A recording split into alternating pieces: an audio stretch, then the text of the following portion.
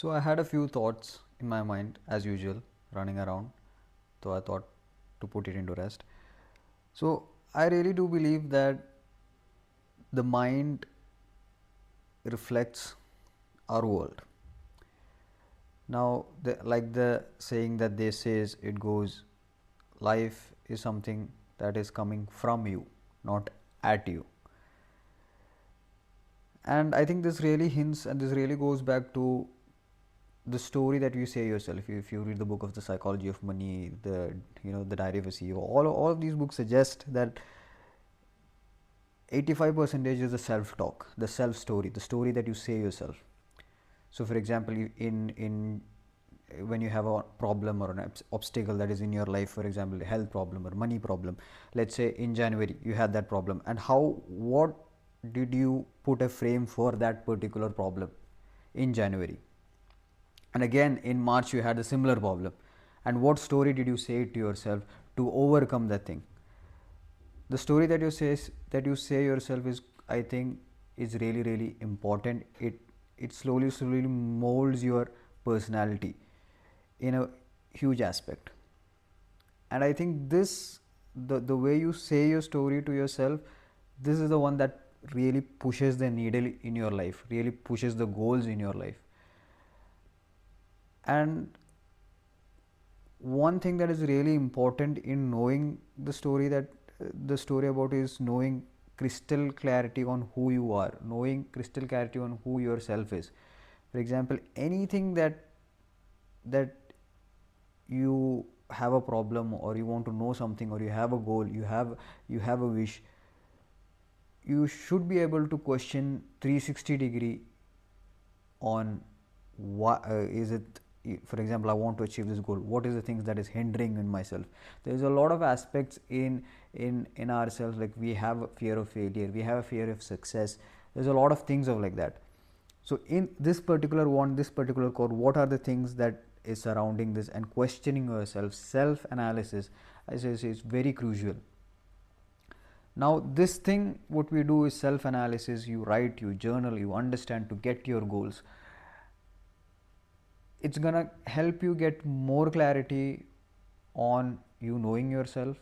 It's gonna get help you more clarity on building the story when you have a problem, on the self story that you say when you have a problem.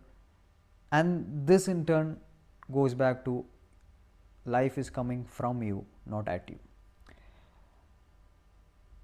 And among all of these aspects, one other important thing is overthinking versus overanalyzing. I see most of the people, if you have something that you really want to do, if you want to do something exciting, for example, in July you want to do July first of the week, you've got an idea and you want to do something, this exciting thing, and you write it in your book or something like that, and it's been August and September, and this thing is not yet practically implemented, and this thing is not yet tangibly, you can't see that. It's because you are either over analyzing it, or you are overthinking about it. Overthinking and over, there is a fine line between this.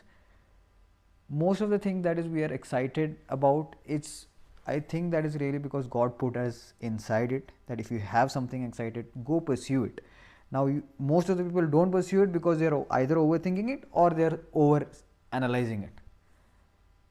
Now you have to know what is overthinking, what is over analyzing when you write, and you have to make sure that it is implemented. And all of the things that I just said about self analyzing, understanding what are the questions, understanding the fear of success, fear of failure, understanding the hindrance on why you can't achieve this goal, all of the things, writing it, understanding it. Because when you do all of these things, that's when you know where your weakness is. Okay, one other important thing that I wanted to portray, that come across my mind, is, in psychology, I'm a student of psychology, and we say introvert, extrovert, and there is ambivert. It's such a toxic mentality when you think like that. It's really not good to label anything and put schemas in your head. Because when you say you're introvert, you're saying that, okay, I can't talk to people, I can't become sales or nothing. There isn't something like that. Anything, your human mind is built in a way that it can be conditioned to any aspect of human endeavors. For example, if you want, for example, if you want to run a business, obviously you will need some kind of a sales. Obviously you will need to know what is negotiation, how do you manage talking, how do you understand emotion, how do you talk to people. You need to know these things. If you sit and you have a labeled schema on your head saying, oh, I'm introvert, I can't do that, that's bullshit. That's not the truth of reality. But what I'm saying is, understand your weakness. When you know crystal clarity, when you know what the story that you say yourself, when you know exactly what fears am I hindering, what are the fears of success, what are fears of my failure in this particular one. When you know all of these aspects, you know crystal clear about yourselves, so that you know your particular weakness. And once you know weakness, for example, I feel like I'm an introvert and I want to talk to people, because I want to talk to people, then only I can take the business on. So when you do that, once you understand your weakness, because all of these things are set, you can set targets daily. Talk to 3 people, talk to 5 people. When you go to petrol pump, talk to the waiters, speak some sentences. Make a target, 5 in a day, 6 in a day, 7 in a day. Make a target and you can achieve. The human mind is a conditional thing.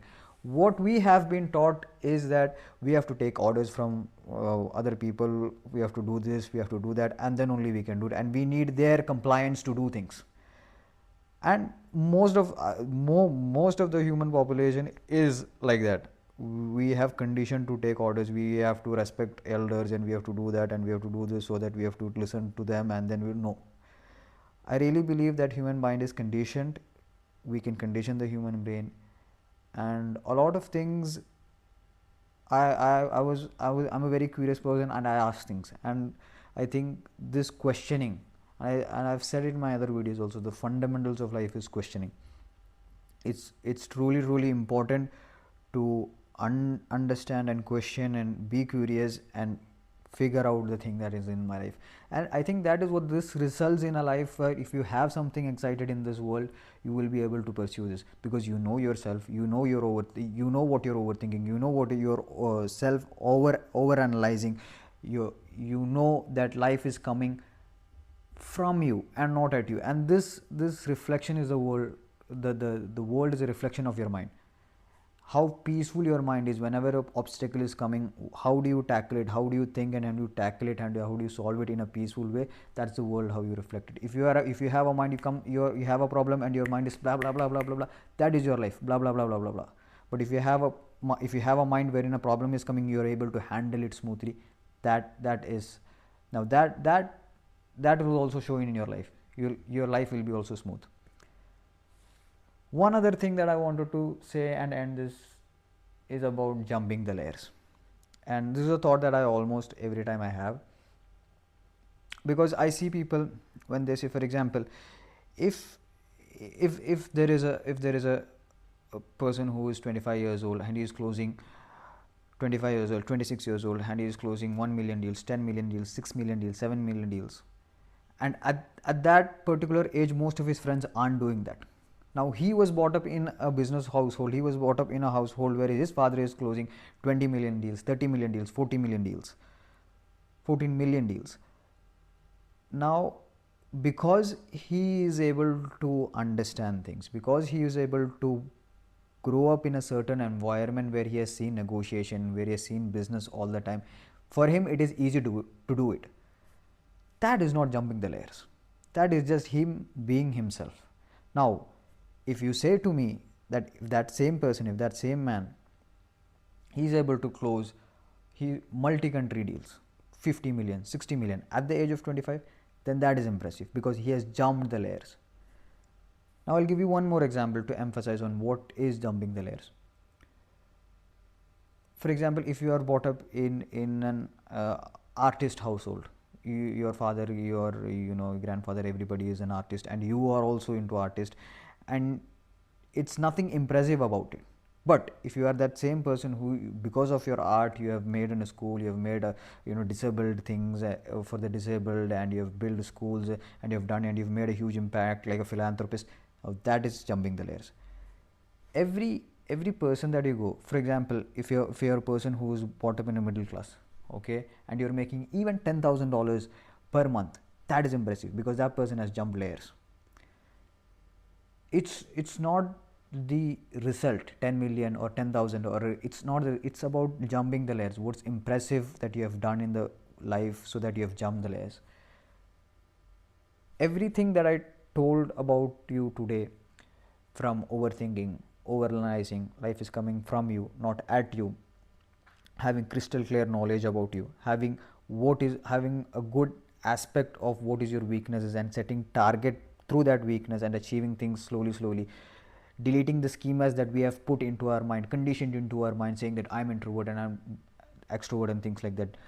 So everything that I said, all of these things pertains to one thing: jumping the layers.